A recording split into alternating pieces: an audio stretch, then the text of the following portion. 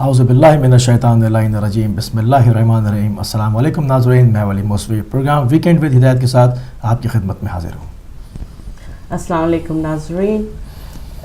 میں بے نظیر حسین programme weekend with ہدایت میں آپ سب کو خوش آمدید کہتی ہوں۔ تو ناظرین، جیسا کہ فارمیٹ کا آپ کو علم ہے، ہمارے پروگرام میں کچھ ہم ویڈیو کلپس اور تصویریں اور مختلف چیزیں جو ہے وہ دکھاتے ہیں، تو آج بھی اسی سلسلے کو جاری رکھیں گے، اور جو کہ فتنہ تکفیریت ہے ان کے چہرے کو مزید نمایاں کرنے کے لیے آپ کی خدمت میں کچھ ہم نے تصویریں جو ہیں وہ تیار کی ہیں، وہ دکھائیں گے، اور ایک لیٹر ہے ان کی مدح میں پاکستان کے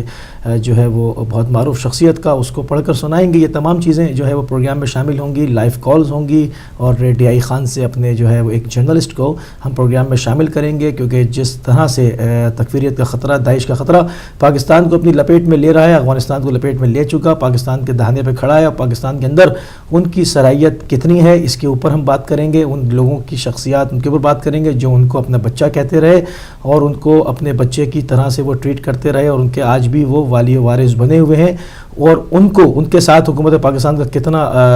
شفقت آمیز جو ہے وہ برتاؤ ہے۔ ان تمام چیزوں کے اوپر بات کریں گے۔ اسی حوالے سے ہماری کیا تیاری ہے ملت شیعہ کی، اس کے حوالے سے ایک صاحب سے ہم آپ کا تعارف کرائیں گے۔ ان کے خاندان کے بم دھماکے میں 21 افراد شہید ہوئے تھے، اور اس کے بعد ان کے اوپر کیا گزری وہ خود ہی آپ جو ہے وہ آن ایئر ان کی زبان سے سن سکیں گے۔ تو ان تمام چیزوں کو ہم تھوڑی دیر میں پیش کریں گے۔ تو چلیں گے سب سے پہلے اپنے پروگرام کے پہلے سیگمنٹ اقوال معصومین کی طرف۔ شکریہ مصفی بھائی۔ جی ناظرین، آج جو میں نے اقوال معصومین جس ٹاپک پہ سنے ہیں وہ بہت ہی امپورٹنٹ ہے۔ رزق، ہم سب کو رزق کی ضرورت ہے، چاہے وہ روحانی رزق ہو چاہے جسمانی رزق ہو۔ تو آئیے دیکھیں کہ ہمارے ائمہ رزق کے بارے میں کیا کہہ کے گئے ہیں، اور ان کے نظریہ کیا تھا رزق کے بارے میں۔ تو سب سے پہلا جو قول میں نے چنا ہے وہ ہمارے مولا کائنات امام علی علیہ السلام کا قول ہے، کہ امام علی علیہ السلام فرماتے ہیں کہ رزق کے پیچھے اپنا ایمان خراب مت کرو، کیونکہ رزق انسان کو ایسے تلاش کرتا ہے جیسے مرنے والے کو اس کی موت تلاش کرتی ہے۔ اللہ اکبر! مولا علی نے کتنا بہترین قول ہے کہ رزق کے پیچھے اپنا ایمان خراب مت کرو۔ مطلب میں نے جو مفہوم اس قول سے سمجھا ہے وہ یہ ہے کہ اگر آپ رزق کی تلاش کرنے جاتے ہیں تو ایمانداری سے اور دیانتداری سے اپنے رزق کو تلاش کریں، اپنی محنت سے تلاش کریں، بے ایمانی مت کریں، کیونکہ اللہ نے جتنا رزق آپ کے لیے مقرر کر دیا ہے آپ کو وہ ہر حال میں ملے گا۔ آگے میرے مولا علی فرماتے ہیں کہ جب تم دنیا کی مفلسی سے تنگ آ جاؤ اور رزق کا کوئی راستہ نہ ملے تو اللہ سے تجارت کر لیا کرو۔ اللہ اکبر! کتنا بہترین قول ہے کہ پروردگار سے تجارت کر لیا کرو۔ پروردگار سے تجارت کرنا کتنا آسان ہے۔ ہمارے مولا علی فرماتے ہیں کہ کچھ خیرات کر دیا کرو، یہ اللہ سے تجارت کرنے کے برابر ہے۔ مطلب کچھ صدقہ خیرات کر دیا کرو۔ اگر اللہ نے تمہیں رزق میں فردانوی دی ہے یا تمہیں رزق میں کوئی تنگی ہو رہی ہے تو تھوڑا سا اللہ کے بندوں کے لیے نکال لو، تو اللہ جب دیکھے گا کہ اے بندے تیرے پاس مفلسی ہے، تیرے پاس تنگ دستی ہے، لیکن تو پھر بھی میرے بندوں کا خیال رکھ رہا ہے، تو پروردگار آپ کا خیال کیوں نہیں رکھے گا۔ آگے میرے مولا علی فرماتے ہیں کہ دن کی روشنی میں رزق کو تلاش کرو اور رات کی تاریکی میں اس کو تلاش کرو جو تمہیں رزق دیتا ہے۔ تو مولا علی یہاں فرماتے ہیں، اور انہوں نے ہمیں ایک رول دے دیا ہے کہ رزق تلاش کرنے کے لیے اللہ نے دن بنایا ہے۔ دن میں اللہ نے جو تمہیں کہا ہے کہ اپنے اہل و عیال کے لیے، اپنی ذات کے لیے رزق تلاش کرو، جاؤ اور جا کر رزق تلاش کرو، اور رات کو اس کو تلاش کرو جو تمہیں رزق دے رہا ہے، اس کی عبادت کرو، جتنا ہو سکے اس کی عبادت میں ٹائم صرف کرو۔ اور دو چیزیں ہمیشہ انسان کا پیچھا کرتی ہیں، ایک اس کی موت اور ایک اس کا رزق۔ بہترین قول ہے میرے مولا علی کا۔ میرے مولا علی فرماتے ہیں کہ انسان کو کبھی بھی ان دو چیزوں کے بارے میں فکر مند نہیں ہونا چاہیے، کیونکہ انسان جہاں پہ بھی ہو، چاہے کتنے ہی بند دروازوں میں ہو، اس کی موت جس طرح لکھی ہے پروردگار نے وہ ضرور آئے گی، اور موت سے انسان کبھی بھی بچ نہیں سکتا۔ اور رزق کا بھی یہی ہے کہ پروردگار نے جتنا آپ کی ذات کے لیے رزق لکھا ہے وہ آپ کو ہر حال میں ملے گا، آپ کو اس کے لیے کوئی غلط کام کرنے کی ضرورت نہیں ہے۔ اور آگے مولا علی فرماتے ہیں کہ اگر رزق عقل اور دانشمندی سے ملتا تو جانور اور بیوقوف بھی بھوکے نہ مرتے. تمام پریشانیوں کی وجہ مقدر سے زیادہ چاہنا اور وقت سے پہلے چاہنا اور خیانت پسندی کی کمی ہے.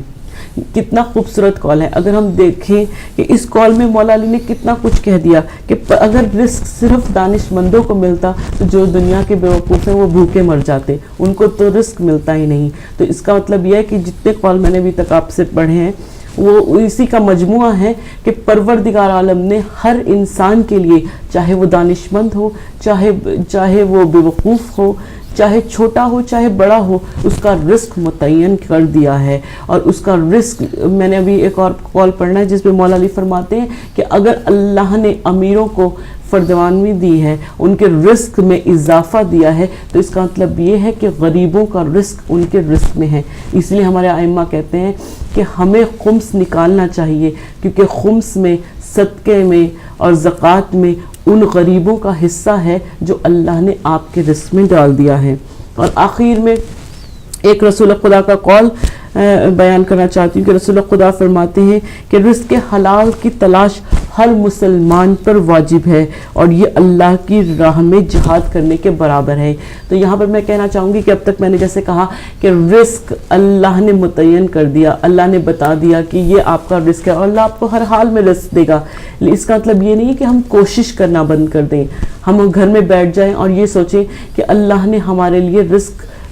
ہمارا رزق متعین کر دیا, اب ہمیں دے دیا ہے کہ ہمیں اتنا رزق ملے گا, تو ہمیں کوئی اس کے لیے کام کرنے کی ضرورت نہیں ہے. ہم گھر میں آرام سے بیٹھ جائیں, کوئی جاب نہ کریں کہ ہمارا رزق ہم تک خود پہنچے گا نہیں. اسی لیے میں نے رسول خدا کا قول سب سے آخر میں پڑھا کہ رسول خدا فرماتے ہیں کہ ہر مسلمان پہ واجب ہے کہ وہ اپنے رزق کی تلاش میں نکلے اور اللہ پر توسل کرے, اور انشاءاللہ تعالیٰ پھر اللہ اس کے رزق میں اضافہ کرے گا اور اس کے رزق میں برکت کرے گا اور اس کی اس کو محنت کا پھل دے گا. تو ناظرین, یہاں پر ہمیں یہی سبق سیکھنا چاہیے کہ ہمیں اللہ پہ توسل کرنا چاہیے, اللہ سے امید رکھنی چاہیے, اور ایسا کوئی غیر اخلاقی یا کوئی بھی بے ایمانی کا کام نہیں کرنا چاہیے کہ جس سے ہماری رزق میں بڑھوتری ہو, کیونکہ اللہ نے جتنا ہمیں دینا ہے ہمیں انشاءاللہ اتنا ہی ملے گا. اور اس دعا کے ساتھ کہ پروردگار عالم ہم سب کے رزق میں اضافہ کرے اور ہم سب کو توفیق دے کہ حلال رزق کمائیں, اور جو ائمہ نے بتایا ہے اس راستے پر چل کر اپنے اہل و عیال کے لیے رزق کمائیں اور اللہ میاں اس میں برکتیں ڈالے. جی مسلم بھائی, بہت شکریہ. یہ تو تھے اقوال معصومین جو آپ نے سسٹر سے سنے, اور اب ٹائم ہوا جاتا ہے پروگرام میں کچھ خبروں کا, عالمی خبروں کا. تو سب سے پہلے جو ہے ہم شامل کریں گے پاکستان سے, جو کہ دوبارہ کراچی میں ٹارگٹ کلنگ کا واقعہ پیش آیا ہے. یہ جناب پیش آیا اورنگی ٹاؤن میں, جو لشکر جنگوی کی فائرنگ سے 2 مومنین علی حیدر اور سلیم شہید ہو گئے ہیں. اس کی تھوڑی سی ڈیٹیل نیوز دیکھتے ہیں. اس میں اہل بیت نیوز ایجنسی کی رپورٹ کے مطابق کراچی کے علاقے اورنگی ٹاؤن نمبر 10 میں قطر ہاسپٹل کے پاس دہشت گرد تنظیم سپہ صحابہ اہل سنت والجماعت لشکر جنگوی کے دہشت گردوں کی فائرنگ سے سید علی حیدر زیدی ولد نفیس زیدی اور سلیم ولد محمد علی اصغر شہید ہو گئے. اطلاعات کے مطابق اس دہشت گردوں کی فائرنگ سے کے گنڈوں نے اس وقت گولیاں مار کر شہید کیا جب یہ قطر ہاسپٹل میں اپنے فرائض انجام دینے کے بعد کھانا کھانے کے لیے باہر نکلے تھے. اور اب ان دونوں کی جو ڈیڈ باڈیز ہیں ان کو امام بارگاہ کی طرف منتقل کیا جا رہا ہے. یہ تو جو ہے وہ سب سے پہلے ٹارگٹ کلنگ کی یہ خبر تھی جو کہ ہم نے شیئر کی کراچی سے, اور مزید خبروں کو جو ہے ہم اس میں شامل کریں گے. روس میں اسلامی خطاطی کی نمائش جو ہے وہ جاری ہے, اور ڈنمارک میں جانوروں کے ذبح پر پابندی عائد کر دی گئی ہے, اور آسٹریلیا میں اسلام مخالف قانون سازی کے خلاف مظاہرے ہو رہے ہیں, اور یمن میں بہرے بچوں کے درمیان مقابلہ حفظ قرآن ہو رہا ہے, اور ترکی میں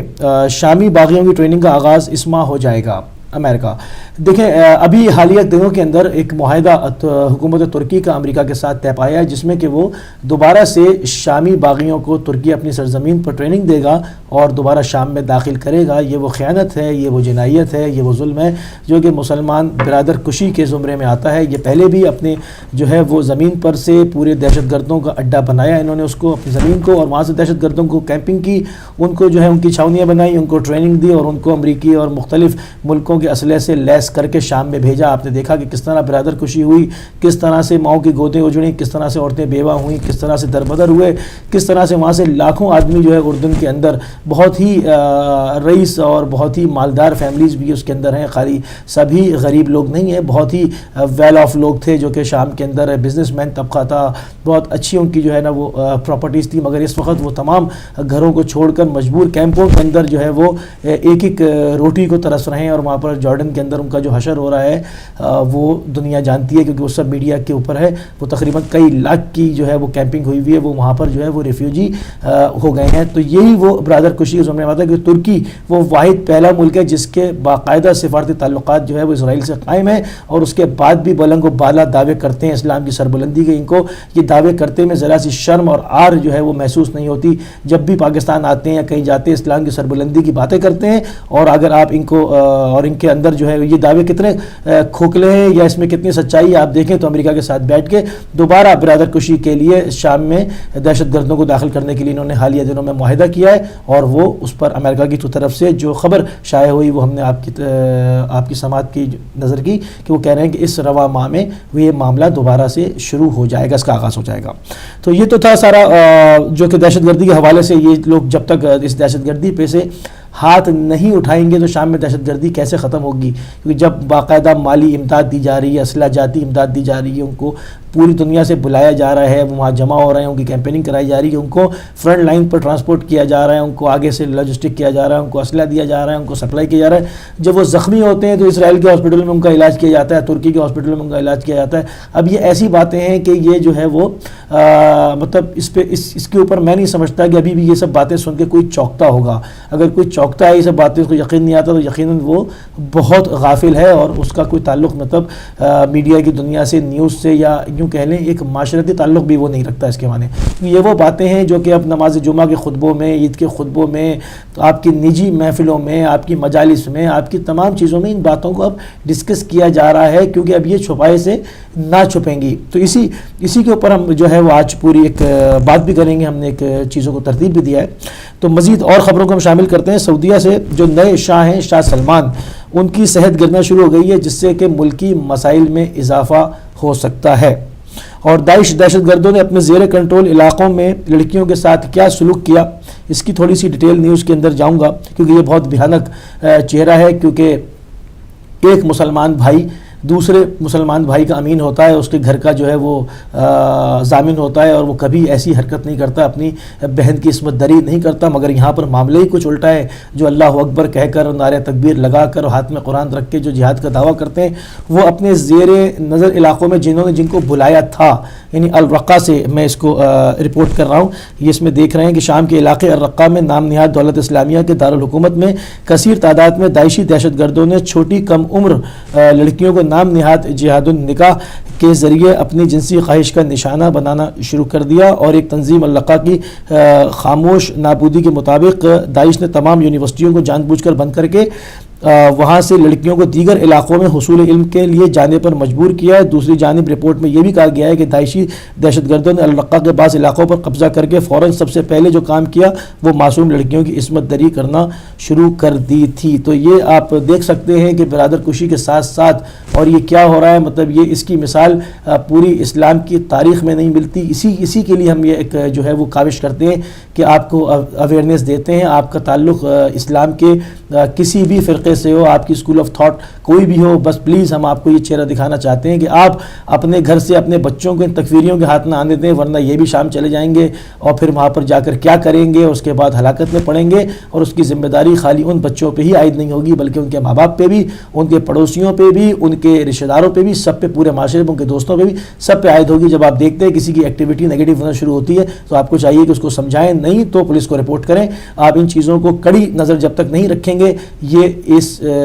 جو ہے وہ جہنم کا ایندھن بنتے رہیں گے, اور ان کی مین پاور جو ہے وہ سپلائی جاری رہے گی. کیونکہ ان کو جو بھی ہے, آپ لاکھ کسی ملکوں کے اوپر کسی پر انضام دے لیں کہ یہ پیسہ لیے کھڑے ہیں, یہ اسلحہ لیے کھڑے ہیں, یہ کر رہے ہیں, وہ کر رہے ہیں, بہرحال یہ لوگ آپ کے اپنے گھروں سے ہی برین واش ہو کے آپ کی سرحدی عبور کر کے ترکی اور مختلف راستوں سے ہوتے ہوئے شام کے اندر داخل ہو رہے ہیں، اور یہ فتنہ جو ہے اب ترکی سے نکل اپنے شام سے نکل کے لیبیا، مصر اور تمام ایک ایک کر کے اور اسلامی ملکوں کو اپنی لپیٹ میں لیتا جا رہا ہے۔ اور اسی کے ساتھ ہی جناب اور خبریں شامل کریں گے۔ عراق میں جو آپ نے دیکھا کہ جو تاریخی مجسمے تھے ان کو پورا نابود کر دیا گیا، جو پوری اتنی تاریخی نوادرات تھیں ان کے پورے جو میوزیم ہے اس کو دہشت گردوں نے تباہ کر دیا، ہتھوڑے مار مار کے ان سب کو توڑ دیا، چونکہ یہ وہ چیزیں ہوتی ہیں جو کسی بھی ملک کا تاریخی اثاثہ ہوتی ہیں، کئی سو سال کئی ہزار سال پرانی میوزیم کے اندر چیزیں ہوتی ہیں، جب وہ نہیں رہیں گی تو ایک ملک کی پوری ہیریٹیج اور اس کی ثقافت، اس کی قوم کی وہ تمام تہس نہس ہو جاتی ہے۔ ہم شروع سے کہتے چلے آئے ہیں کہ ان کا ٹارگٹ جو ہے وہ تمام اسلامی ملکوں میں اسلامی ہیریٹیج کو تباہ کر دینا ہے، تاکہ اسلام کے دامن میں کچھ بھی نہ رہے۔ دوسروں کے پاس تو کئی ہزار سال پرانے جو ہے وہ چرچ موجود ہیں، ان کی چیزیں موجود ہیں۔ اسلام کے دامن میں جو سب سے زیادہ ذخیرہ تھا، جو کہ وہ سب سے پہلے نابودی جو شروع ہوئی وہ سعودیہ سے شروع ہوئی، سب سے پہلے جو ہے وہ جناب سیدہ سلام اللہ علیہ کی قبور کے اوپر خطبے کو مسمار کیا گیا، ائمہ کی قبور کو اور اصحاب کی قبور کو مسمار کیا گیا، اور اس کے بعد ان کی جو مختلف بنی ہاشم کے گھر تھے وہاں لائبریریاں اور جو ہے وہ مختلف ہوٹلز وغیرہ اس کی اسکیموں میں لا کے ان کو ختم کر دیا گیا۔ کوئی ہی دنیا میں شاید کوئی ایسی قوم ہوگی جو کہ اپنے نبی کے آثار کو خود ہی اپنے ہاتھوں سے ختم کرے اور اس کے بعد 5 وقت اذان میں ان کے کلمے کی گواہی بھی دے اور ان کے آثار بھی مٹائے، ان کی بیٹی کے روضے کو گرائے۔ شاید ہی کوئی بدنصیب قوم پوری دنیا میں ایسی ہوگی جس سے ہمارا واسطہ جو ہے وہ پالا پڑا ہوا ہے۔ اور شامل کریں گے خبریں کہ جی شام سے ملی ہوئی سرحد پر عراق کے بعض علاقے جو ہیں وہ آزاد کرا لیے گئے ہیں، اور برطانیہ سے شامل کریں گے 3 کمسن لڑکیاں جو ہیں وہ براستہ ترکی شام پہنچ گئی ہیں۔ تو یہی وہ سارے معاملات ہیں کہ ان سب کو جو ہے وہ راستہ دینے کے لیے جو ہے وہ لوگ بیٹھے ہوئے ہیں، پورے ملک ہیں، وہ تمام چیزیں جو ہیں وہ کھلے عام کر رہے ہیں۔ صرف اب ذمہ داری یہ اتنا بڑا نیٹ ورک ہے، اتنا بڑا سیٹ اپ ہے، اس میں کوئی ایک ملک نہیں ہے، اس میں بہت سارے ملک ہیں جن کے پاس کثیر مالی تیل کی دولت ہے، جن کے پاس اسلحہ ہے، جن کے پاس پاورز ہے۔ پوری دنیا ورلڈ وائڈ یعنی شرق اور غرب مل کے اسلام کے اوپر ٹوٹ پڑا ہے۔ اب مسلمانوں کی ذمہ داری بنتی ہے کہ وہ اپنے بچوں کو، اپنے گھر کے افراد کو ان لوگوں کے ہتھے نہ چڑھنے دیں جو کہ تکفیری نظریات رکھتے ہیں، جو کہ تکفیر کے قائل ہیں لوگوں کی، اور یہ کسی کی عزت و ناموس کو جو ہے وہ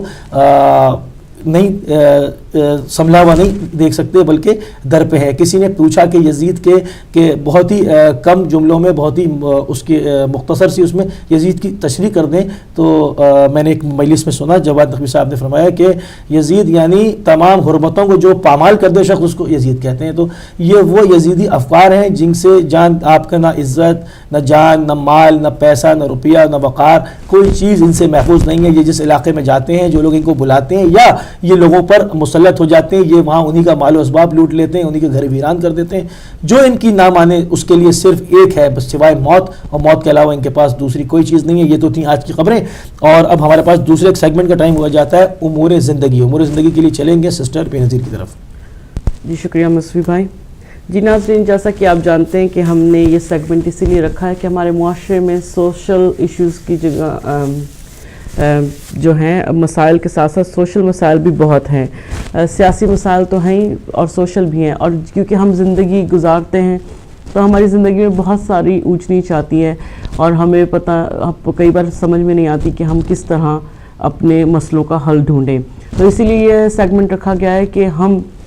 حدیث اور قرآن اور اقوال معصومین کی روشنی میں اپنے مسئلوں کا حل ڈھونڈ سکیں۔ تو آج جو میں نے ایک چھوٹا سا ٹاپک تیار کیا وہ ہے تربیت اولاد، کہ ہم لوگوں کا as a parents, as a ماں باپ، کہ ہمارا معاشرے میں دیکھیں، اور اسپیشلی اس معاشرے میں جہاں پر ہم مغربی ماحول میں رہتے ہیں، یہاں پر کتنا مشکل ہے کہ ہم اپنے بچوں کو صحیح اور غلط کی پہچان بتا سکیں۔ جیسے اگر ہم پاکستان میں رہیں یا ایسے معاشرے میں رہیں جو اسلامی معاشرہ ہو، تو تھوڑا سا آسان بھی ہو جاتا ہے ماں باپ کے لیے کہ وہ بچوں کو بتا سکیں، کیونکہ بچے باہر جائیں گے تب بھی ان کو ہر چیز وہی ملے گی جو ان کو گھر میں سکھایا جا رہا ہے۔ لیکن یہاں پر بہت مشکل ہو جاتی ہے، کیونکہ ہم گھر میں بچوں کو سکھاتے ہیں اپنا مذہبی ماحول، لیکن جب بچے باہر جاتے ہیں اور بچے باہر جانے کے بعد یہاں پہ اسکولوں میں جاتے ہیں خاص طور سے جن کا ماحول بالکل مغربی ہے، تو بچے بھول جاتے ہیں اور یا کنفیوز ہو جاتے ہیں کہ ہمارے ماں باپ نے ہمیں یہ سکھایا اور ہم باہر آئے ہیں تو ہمیں یہ سیکھنا ہے۔ تو میں یہاں پر کچھ حضرت علی کی حدیث ہے کہ حضرت علی علیہ السلام فرماتے ہیں کہ اپنے بچوں کی تربیت ایسی کرو کہ جیسی تمہاری تربیت ہوئی ہے ویسے اپنے بچوں کی تربیت مت کرو، بلکہ ایسی تربیت کرو کہ جو اس وقت کا ماحول ہو۔ تو اس کا مطلب یہ نہیں ہے کہ ہم اپنے بچوں کو مغربی ماحول کی تربیت کریں، بلکہ اس کا مطلب یہ ہے کہ مولا فرمانا چاہتے ہیں کہ جیسے آج کل ٹیکنالوجی کا زمانہ ہے، تو اگر ہم اپنے بچوں کو ٹیکنالوجی کے بارے میں نہیں بتائیں گے تو ہمارے بچے پیچھے رہ جائیں گے۔ اس لیے ہمیں چاہیے کہ اپنے بچوں کی صحیح سے تربیت کریں، دیکھیں کہ زمانہ کدھر جا رہا ہے، لیکن ایک حدود ہونی چاہیے۔ ہمیں اپنے بچوں کو شروع سے بتانا چاہیے کہ یہ آپ کی حدود ہیں، آپ ان کو کراس مت کریں۔ لیکن میں نے بہت سارے اپنے معاشرے میں ایسی مسائل دیکھے ہیں کہ بہت ساری مائیں، بہت سارے بچوں کے پیرنٹس کمپلین کرتے ہیں کہ ہمارے بچے جو ہیں وہ بگڑ رہے ہیں یا ہم ان کو صحیح سے ہینڈل نہیں کر پا رہے ہیں۔ تو میں جتنا بھی میں نے حدیثوں اور قرآن اور تربیت اولاد پہ جو کتاب ہے اس میں سے پڑھا ہے، تو وہ یہی کہتے ہیں کہ آپ کے بچوں کا جو ذہن ہوتا ہے، خاص طور سے جب تک وہ 7 سال کے ہوتے ہیں، بہت کچا ہوتا ہے، کہ وہ جو دیکھتے ہیں، کئی بار آپ کو لگتا ہے کہ وہ جو دیکھ رہے ہیں وہ محسوس نہیں کر رہے، وہ بتا نہیں رہے، لیکن ایسا نہیں ہوتا، کیونکہ کئی بار ایسا ہوتا ہے ہم اسپیشلی مائیں کیا کرتی ہیں، بچے بیٹھے ہوئے ہوتے ہیں اور ہم فون کر کے اپنی فرینڈ سے پوری دنیا جہان کی گوسپ پہ باتیں کر رہے ہیں، غیبت کر رہے ہیں۔ تو بچہ کیا سیکھ رہا ہے؟ اگر ہم بچے کو بتائیں گے، کل کو بچہ بڑا ہوتا ہے کہ بیٹا غیبت کرنا بری بات ہے، لیکن بچہ کیا دیکھ رہا ہے کہ میری ماں اب تو مجھے کہہ رہی کہ غیبت کرنا بری بات ہے، لیکن خود آدھے گھنٹے سے دنیا جہان کی غیبت کر رہی تھی۔ تو مطلب بچہ کنفیوز ہو جاتا ہے اور بچہ آپ کی بات کا اثر نہیں رہتا۔ تو یہاں پہ جناب فاطمہ زہرا کا مجھے ایک بہت اچھا قول یاد آتا ہے کہ جناب فاطمہ زہرا کہتی ہیں کہ اپنے بچوں کے لیے رول ماڈل بنو، چاہے آپ کا بیٹا ہو یا بیٹی ہو، کیونکہ آپ کے ساتھ زیادہ وہ وقت گزاریں گے، آپ کے ساتھ گھر میں زیادہ وقت وہ گزارتے ہیں، جو بھی آپ کرتے ہیں ان کے ذہن میں ایک پکچر، ایک نقشہ کھنچ جاتا ہے، اور وہ اس نقشے سے وہ یہ سمجھتے ہیں کہ اگر آپ اچھا کام کر رہے ہیں، اگر آپ نماز پہ کھڑے ہو رہے ہیں، تو بچے کو بچپن سے ہی عادت ہوگی کہ مجھے نماز پڑھنی چاہیے، کیونکہ میں نے اپنے ماں باپ کو بچپن سے مصلی پہ دیکھا ہے، جب بھی دیکھا اپنے ماں باپ کو نماز کا پابند پایا، جب بھی دیکھا اپنے ماں باپ کو کیا کہتے ہیں میوزک یا کچھ بھی ایسا غلط کام کرتے ہوئے نہیں دیکھا، کسی کی غیبت کرتے ہوئے نہیں دیکھا۔ جب آپ ان کو بتائیں گی تو آپ کا بچہ اس بات کو اثر انداز ہوگا، اس کا اثر لے گا اور کہے گا کہ میرے ماں باپ نے جو میرے ماں باپ جو کر رہے ہیں مجھے انہی کو فالو کرنا چاہیے۔ تو میرا بس یہ چھوٹا سا ایک مقصد تھا کہ ہمیں اپنے بچوں کی تربیت دینے کے لیے سب سے پہلے اپنے آپ کو سدھارنے کی ضرورت ہے۔ جب ہم اپنے آپ کو سدھار لیں گے تو ہمارے بچے خود بخود ہمارے قدموں کے پیچھے چلیں گے۔ تو جی ناظرین، ایک بہت چھوٹی سی کوشش تھی، امید ہے کہ آپ کو پسند آئی ہوگی۔ یہاں پر ایک چھوٹی سی بریک کا وقت ہوا جاتا ہے، ابھی ایک چھوٹی سی بریک کا وقت ہے، آئیے چلیں لیتے ہیں ایک چھوٹی سی بریک۔